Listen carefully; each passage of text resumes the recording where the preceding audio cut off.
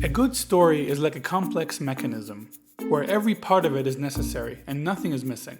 This is especially true for characters. Obviously, you have the hero, but every other character should either illuminate an aspect of the character, the values at risk, or simply be an obstacle.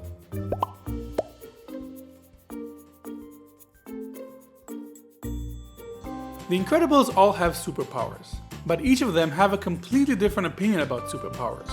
Bob longs for the days when he could use his powers to stop crime, and was a hero for it.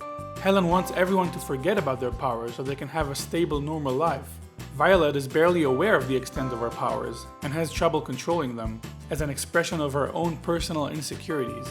Dash loves his superpowers and wants to show them off, however has no respect for them and doesn't understand the responsibilities they burden him with.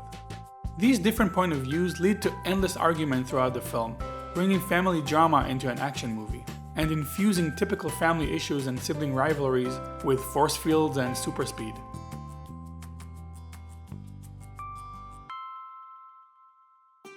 Monsters, Inc. has 6 lead characters, each one with a different function. Mike and Sully are a team and work together to get Boo back home. But it's clear that throughout the movie Sully actually grows fond of the girl and becomes very protective of her. Mike just wants to get her out of their way. The villains, Randall and Waternoose, also work together as a team. While Randall is preoccupied solely with his personal gain and greed, Waternoose is concerned with the keeping of his reputation and company afloat. They each have different moral standards, different motives that bring them to work together. Celia is simply an obstacle, another person Mike needs to hide Boo from while keeping their relationship on track. It should be noted that this rule isn't very strict and is prone to some cost and effect considerations. I'm pretty sure Toy Story would be just fine without Slinky the dog, except for maybe when they need a dangling rope. Yet he is unobstructive. Sometimes characters are just needed to flesh out an environment. If you keep them amusing and interesting and don't let them sidetrack the plot, it's fine. And Slinky does have a subtle role. He's more loyal to Woody than the other guys, and when he walks out on him, that's when you know that Woody was really left out in the cold. The point is to have more with less. You should make sure to get as much mileage out of every element in your script, especially characters.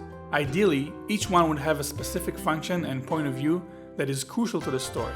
If they don't, yet they're still needed, make sure to make them as interesting as possible and to minimize their presence. Give them a subtle function or trait that makes them meaningful. Story is king here, and anything that distracts from your story is weighing you down. If you can tell your story without a certain character, then you should probably consider removing it.